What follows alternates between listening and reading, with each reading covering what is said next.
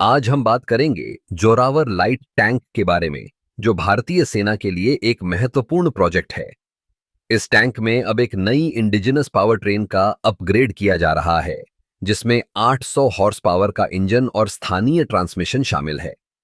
यह बदलाव न केवल टैंक की ताकत को बढ़ाएगा, बल्कि आत्मनिर्भरता की दिशा में भी एक बड़ा कदम है।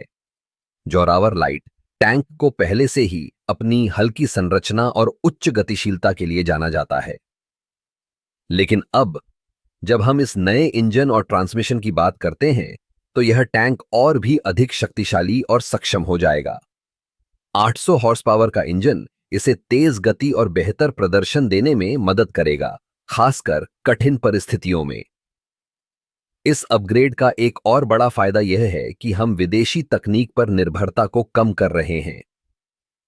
पहले जोरावर टैंक में कुमिंस का इंजन इस्तेमाल होता था, जो कि एक विदेशी उत्पाद है। अब जब हम स्थानीय तकनीक का उपयोग कर रहे हैं, तो यह न केवल लागत को कम करेगा, बल्कि हमारे इंजीनियरों और तकनीशियनों को भी नई तकनीक विकसित करने का अवसर देगा।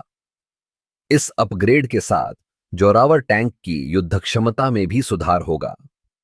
उच्च हॉर्स पावर और स्थानीय ट्रांसमिशन के साथ यह टैंक विभिन्न प्रकार के युद्धाभ्यास में अधिक प्रभावी साबित होगा, चाहे वह ऊंचे पहाड़ हों या रेगिस्तानी इलाके। जोरावर अब हर चुनौती का सामना करने के लिए तैयार है। इसके अलावा इस अपग्रेड से हमें तकनीकी आत्मनिर्भरता की दिशा में एक और कदम बढ़ाने का मौका मिलेगा। जब हम अपनी खुद की तकनीक विकसित करते हैं, तो यह न केवल हमारी सुरक्षा को मजबूत करता है, बल्कि देश की अर्थव्यवस्था में भी योगदान देता है। इससे रोजगार के अवसर बढ़ते हैं और स्थानीय उद्योग को भी बढ़ावा मिलता है।